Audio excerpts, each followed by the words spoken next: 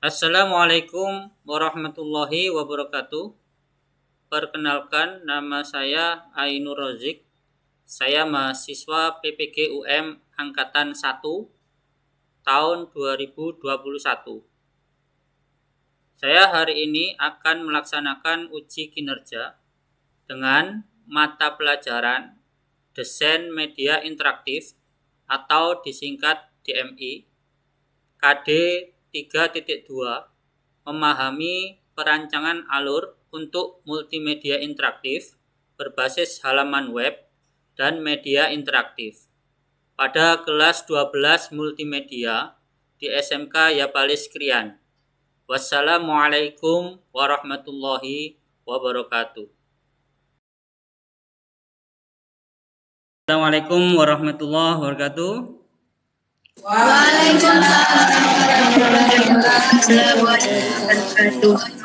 Gimana kabarnya? Saya harap kalian tetap sehat, tetap menjaga protokol kesehatan. Meskipun kita kuat, belum tentu nanti orang di sekeliling kita bisa kuat, ya kan?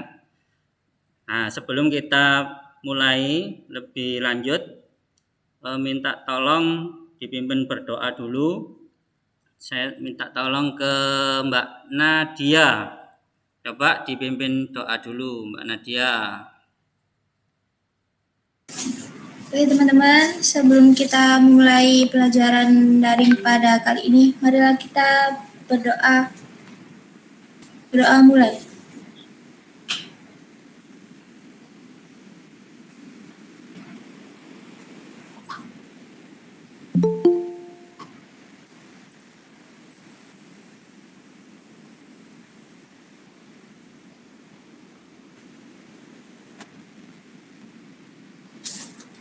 Sudah selesai. Oke, terima kasih. Untuk absen nanti bisa langsung ditulis di kolom chat namanya, karena nanti Bapak akan merekam dan melihat di kolom absen di kolom chat tersebut ya. Jadi silakan ditulis nama lengkap biar nanti saya bisa mengidentifikasi kalian bahwa kalian sudah masuk di Google Meet ini. Oke. Sebelum kita mengingat pelajaran yang kemarin, apa sih tujuannya kita mempelajari materi kali ini? Nah, kali ini kita mempelajari mapel DMI, namun pada kesempatan ini kita membahas perancangan alur untuk media interaktif.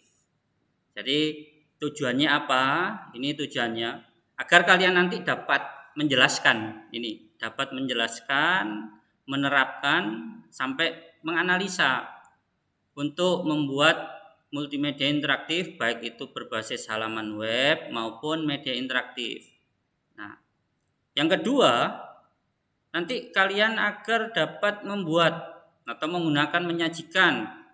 Nah, untuk multimedia interaktif berbasis halaman web dan media interaktif. Ini tujuannya. Kita mengingat yang kemarin.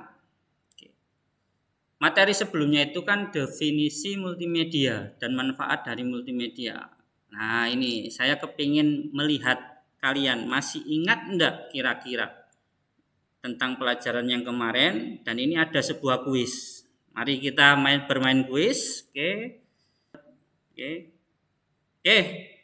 Langsung kita mulai untuk mengingat-ingat pelajaran yang kemarin dengan bermain kuis. Kita mulai.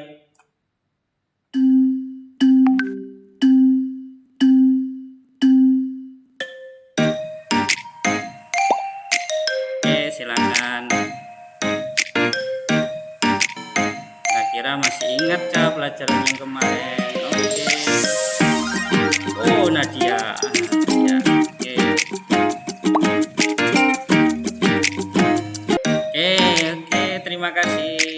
Saya akhiri game ini. Bahwasanya kesimpulan kali ini masih banyak yang ingat. Nah, ini tetap masih ingat. Berarti pelajaran yang kemarin banyak yang ingat. Alhamdulillah.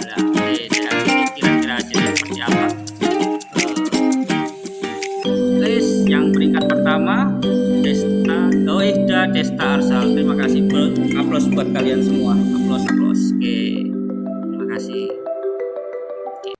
Oke, manfaat apa sih yang nanti kita pelajari? Ini manfaatnya. Nanti kenapa kita belajar perancangan alur untuk media interaktif sih? Nah, kenapa?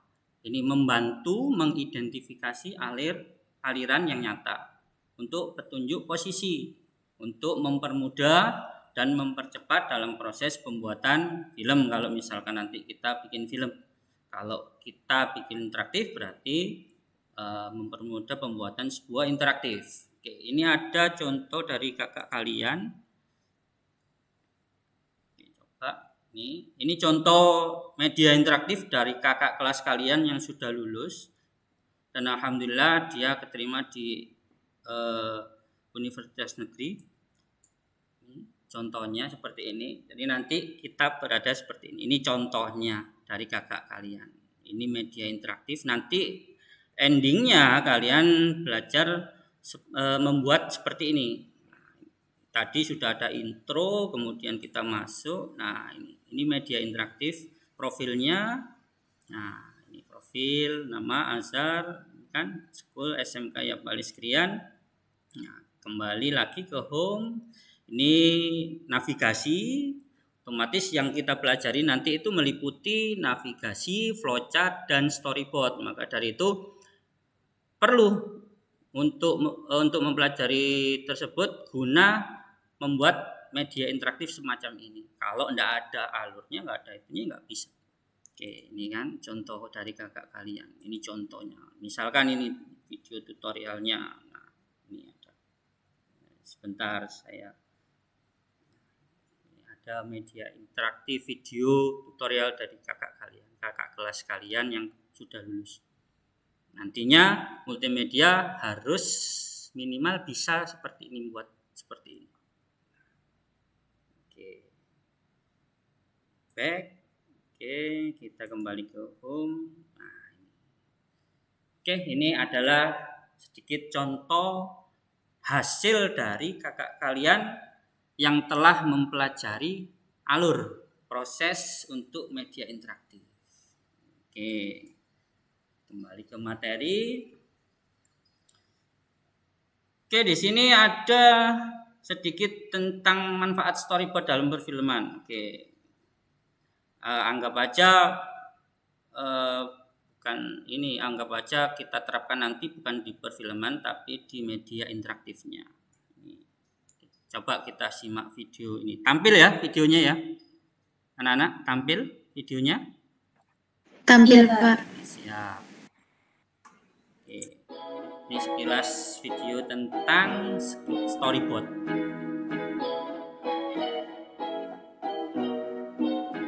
Terdengar suaranya? Coba jawab. Terdengar suaranya? Terdengar, Pak. Terdengar, Pak.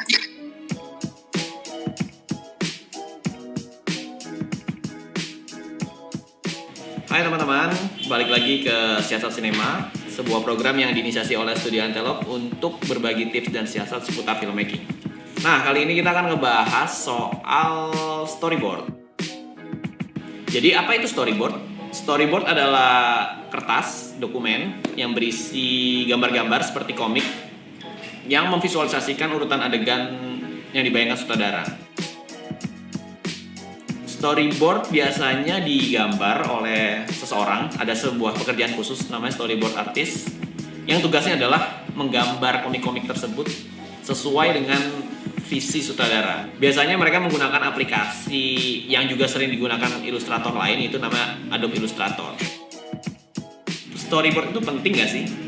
Jadi jawabannya sebenarnya penting dan gak penting, tergantung proyek kalian semuanya seperti apa. Biasanya orang menggunakan storyboard untuk pertama biasa dipakai di iklan karena yang terlibat banyak, tidak cuma production house tapi juga ada agency, ada klien, dan mereka butuh visual yang presisi sejak awal project itu, sehingga nanti pas dieksekusi kita tinggal mengikuti dari storyboard tersebut. Nah, kalau di film ini juga antara penting dan nggak penting, sebenarnya terserah kalian mau pakai storyboard atau tidak.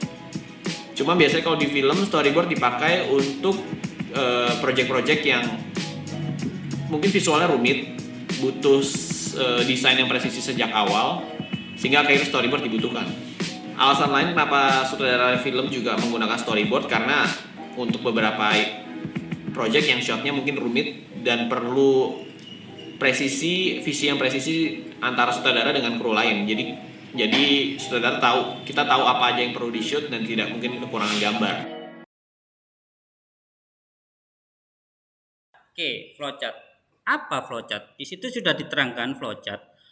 Flowchart adalah bagian-bagian yang mempunyai arus yang menggambarkan langkah penyelesaian suatu masalah. Nanti ketika kita bikin sebuah media interaktif, pasti ada petunjuk atau alur dari aplikasi multimedia tadi, yakni menggambarkan dengan jelas hubungan dan rantai kerja seluruh elemen yang akan digunakan dalam aplikasi. Apa isi storyboard itu? Storyboard itu adalah sebuah desain sketsa yang disusun secara berurutan sesuai dengan naskah cerita yang telah dibuat. Ini ada sebuah kasus, seseorang ingin membuat media interaktif pembelajaran, namun sebelumnya harus merancang alur. Di antaranya ada flowchart, navigasi, dan storyboard. Nah, berikut ini adalah tampilannya. Coba kalian amati per kelompok, nanti silakan didiskusikan, kurang lebih waktunya 30 menit. Jadi permasalahan apa yang terjadi pada perancangan alur ini sampai nanti bisa menjadi sebuah storyboard. Nah, silakan bisa live dulu dari Google Meet. Kalian fokus ke grup masing-masing, grup WA masing-masing, silakan kalian diskusi. Oke, silakan.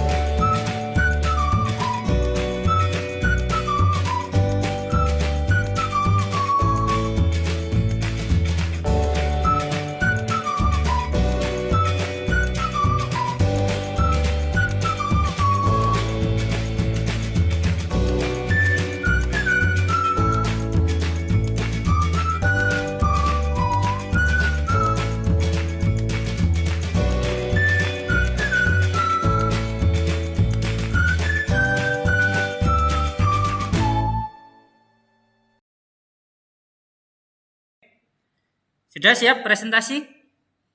Berarti saya pilih aja presentasi acak. Acak dulu. Acak.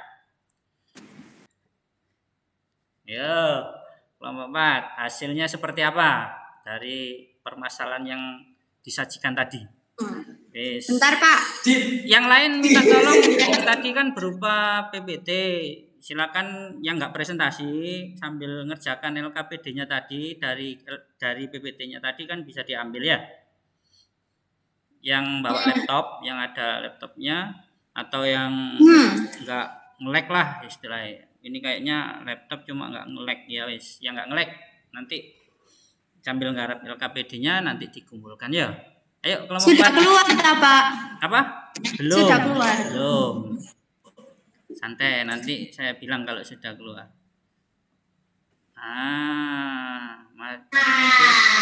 Sip. Sudah Pak. Sudah, lanjut presentasi yang lain di off biar enggak ini suaranya. Oke, silakan. Silakan. Assalamualaikum warahmatullahi wabarakatuh. Waalaikumsalam warahmatullahi wabarakatuh.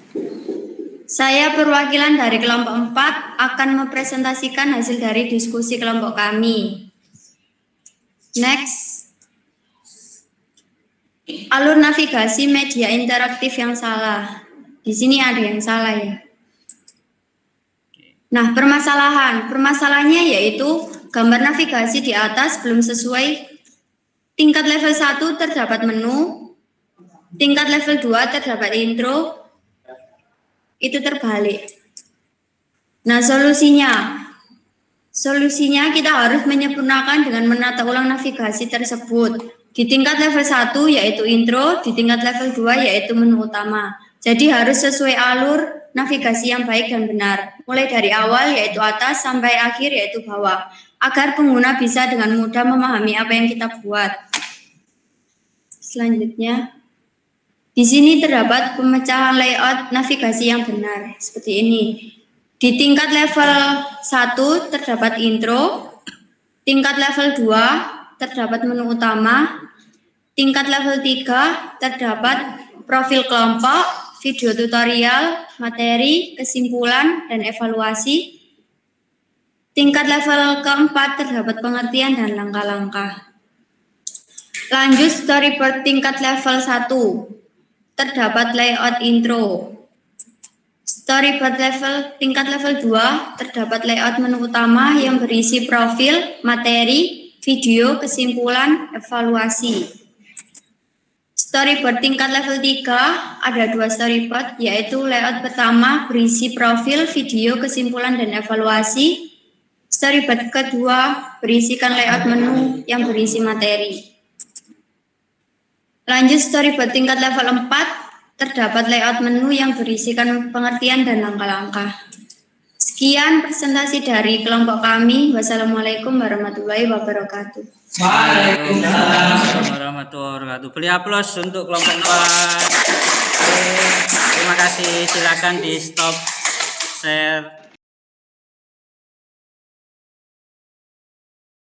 Assalamualaikum warahmatullahi wabarakatuh. Waalaikumsalam warahmatullahi wabarakatuh. Saya Nadia. Nah, oke. Sebelumnya saya mohon izin kepada Pak Rozik juga teman-teman yang lain. Di sini saya sebagai perwakilan dari kelompok 3 ingin mempresentasikan tentang hasil pengamatan kami dari LKPD yang telah diberikan. Next, untuk pembahasan yang pertama. Setelah kami amati, saya dan teman-teman saya menemukan adanya masalah terhadap alur navigasi tersebut. Jadi gini nih teman-teman. Nah, misalnya ada sebuah film, akan tetapi film itu langsung ada di main content tanpa adanya opening. Pasti kurang tepat, bukan? Nah, kurang lebih sama dengan permasalahan alur navigasi tersebut yang ada di layar. Menurut hasil diskusi kami, permasalahannya ada pada 1. Penataan dari alur navigasi tidak sesuai. 2. Ketidakcocokan storyboard. Next, yang kedua. Setelah kami berdiskusi, kami menemukan solusi yaitu menata alur navigasi agar sesuai dan cocok. Nah, kenapa harus ditata? Penataan alur navigasi sangat berpengaruh karena menjadi pedoman dan arah informasi yang jelas sehingga tidak membingungkan pengguna. Next, ini hasil diskusi kami membuat tampilan alur navigasi media interaktif storyboard atau layout setelah mengamati permasalahan di atas. Alur navigasi yang kita buat, pertama ada intro dengan pada tingkat 1, dilanjutkan dengan menu utama pada tingkat 2, profil kelompok, materi, video tutorial, kesimpulan, evaluasi pada tingkat ketiga, serta menu langkah-langkah dan pengertian pada tingkat 4. Next, pembahasan selanjutnya. Untuk membuka selanjutnya mengenai tentang storyboard. Nah, yang pertama yaitu storyboard pada layout terdapat intro. Yang kedua, terdapat profil, materi, video, tutorial, kesimpulan, evaluasi. Pada tingkat ketiga terdapat menu profil, video, kesimpulan, dan evaluasi. Dan pada tingkat keempat terdapat menu pengertian dan langkah-langkah. Untuk membuka pengertian langkah-langkah, kalian bisa melihat dengan cara klik materi. Nah, jika ingin membuka yang lain seperti profil, materi, video, kesimpulan, dan evaluasi, maka harus kembali lagi ke menu utama. Nah, sekian yang bisa saya sampaikan, kurang lebihnya saya mohon maaf jika ada salah kata. Wassalamualaikum warahmatullahi wabarakatuh. Waalaikumsalam. Waalaikumsalam warahmatullahi Beri aplaus wabarakatuh. untuk kelompok 3. Silakan. Assalamualaikum warahmatullahi wabarakatuh. Waalaikumsalam. Saya mohon izin kepada Bapak Rojik dan teman-teman lainnya. Nah, saya perwakilan dari kelompok 1 ingin mempresentasikan LKPD yang Bapak berikan. Pembahasan yang pertama, permasalahan yang diamati di sini. Disebutkan bersama ternyata alur navigasinya masih belum sesuai dan masih banyak yang salah sehingga nantinya user pengguna akan kebingungan. Maka dari itu kami mencari solusinya dengan cara memecahkan masalah. Ini hasil dari diskusi kelompok kami. Alur navigasi yang kita buat, pertama ada intro, kemudian ada menu utama, profil kelompok, materi, video tutorial, kesimpulan, evaluasi, pengertian, dan langkah-langkah. Jadi kalau kelompok kita buat menu utama, kita langsung ke profil kelompok. Kalau kita mau ke materi, jadi nggak harus kita kembali ke menu utama.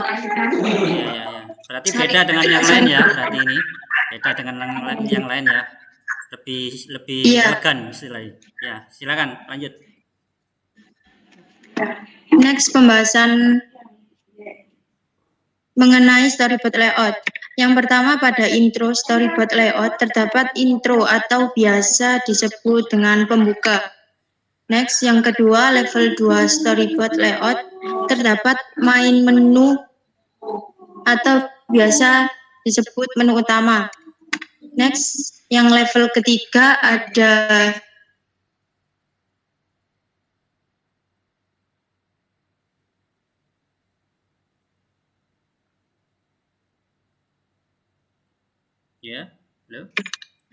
level ketiga ada storyboard layout, baru ada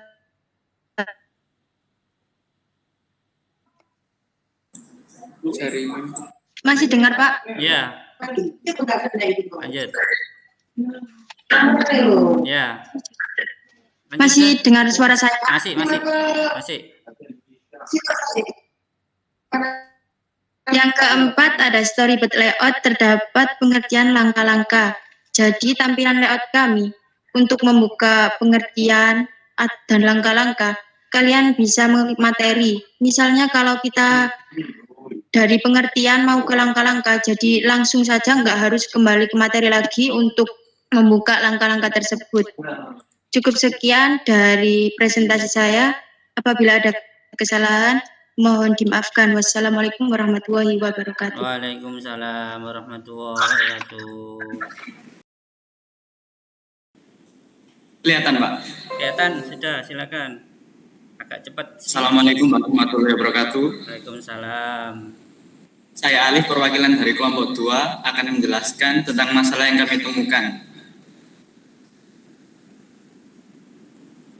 Nomor 1, permasalahan yang kami temukan adalah navigasi masih tidak urut dan membuat bingung pengguna antara penempatan per level atau per tingkat. Sebagai contoh, intro seharusnya berada pada level 1, namun berada pada level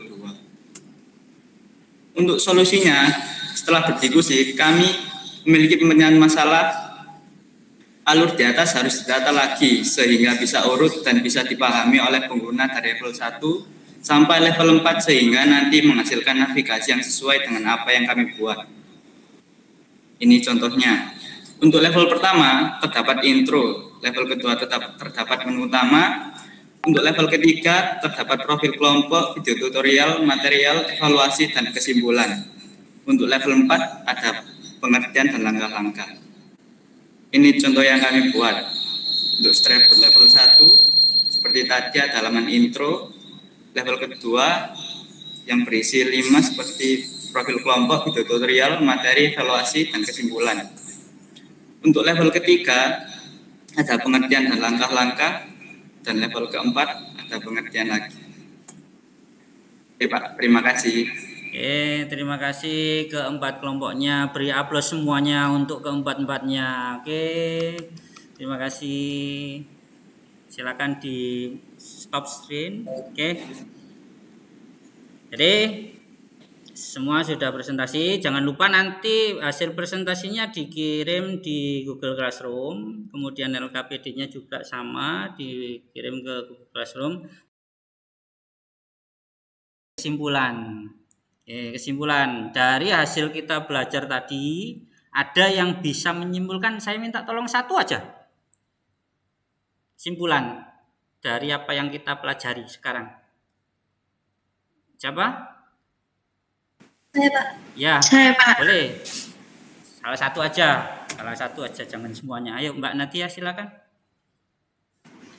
Kesimpulan dari materi yang kita pelajari untuk hari ini yaitu untuk membuat media interaktif yang baik dan nyaman bagi penikmatnya, maka harus mengetahui dan mempelajari perancangan alur yang diantaranya harus memperhatikan 1. Flowchart, 2. Navigasi, dan 3. Storyboard. Nah, ketiga elemen ini sangat penting dalam peranan pembuatan media interaktif, Pak. Ya, terima kasih. Itulah kesimpulan, salah satu kesimpulan dari teman kita. Beri aplaus teman kita dulu. Oke, terima kasih. Oke, dari pembelajaran yang sudah saya sampaikan tadi, bisa kita simpulkan bahwa perancangan alur media interaktif tak lepas dari 3 elemen. Di antaranya flowchart, navigasi, dan storyboard. Dengan memahami ketiga elemen tersebut, maka semakin mudah dan terarah dalam pembuatan sebuah media interaktif, baik itu interaktif berbasis web maupun interaktif berbasis aplikasi seperti interaktif yang ada pada smartphone. Oke, ini kesimpulannya anak-anak. Nah, sebelum kita akhiri, ada sedikit evaluasi yang bisa kalian kerjakan. Jadi evaluasinya saya share di mana ini? Di grup atau di enaknya di mana evaluasinya? Yuk, kira-kira. Classroom nggak apa-apa. Oh ya, silakan yang sudah ada di Classroom. Oh, boleh via WA grup aja tadi, via WA grup aja biar cepat ya. Jadi alamatnya, linknya saya share lewat situ. Oke, sebentar. Bentar ya. Evaluasi. Nah, kira-kira sejauh mana kita mengetahui tentang materi pada pertemuan kali ini? Oke, saya share di WA grup kelompok.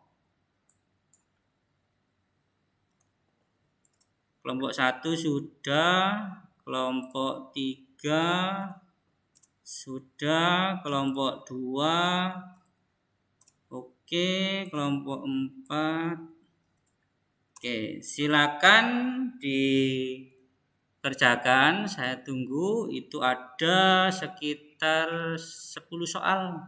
Nah, 10 soal. Silakan, saya tunggu di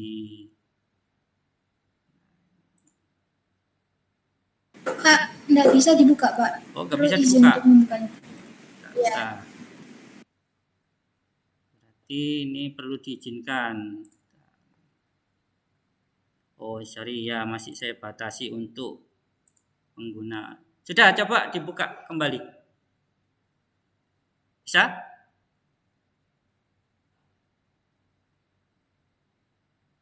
Sudah, Pak. Bisa.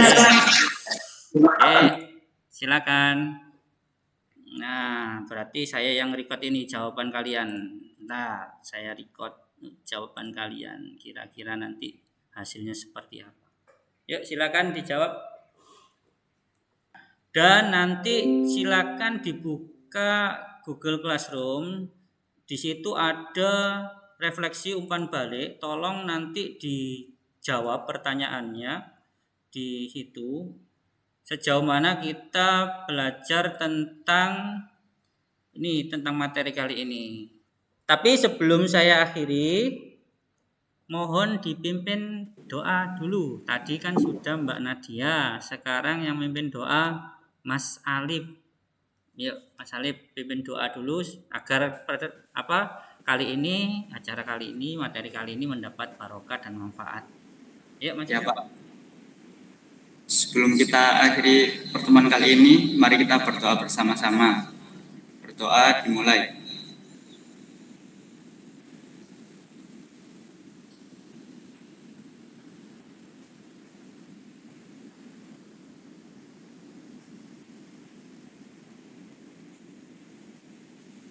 Doa selesai. Oke, tetap jaga kesehatan sesuai protokol kesehatan, jaga jarak, pakai masker, dan selalu cuci tangan. Meskipun kita kuat, tapi belum tentu orang-orang di balik kita, di samping kita kuat ya. Hadapi keadaan, tetap semangat walaupun keadaan membelenggu kita. Oke, saya akhiri. Billahi taufik wal hidayah. Waridwan inayah. Wassalamualaikum warahmatullahi wabarakatuh. Waalaikumsalam warahmatullahi wabarakatuh.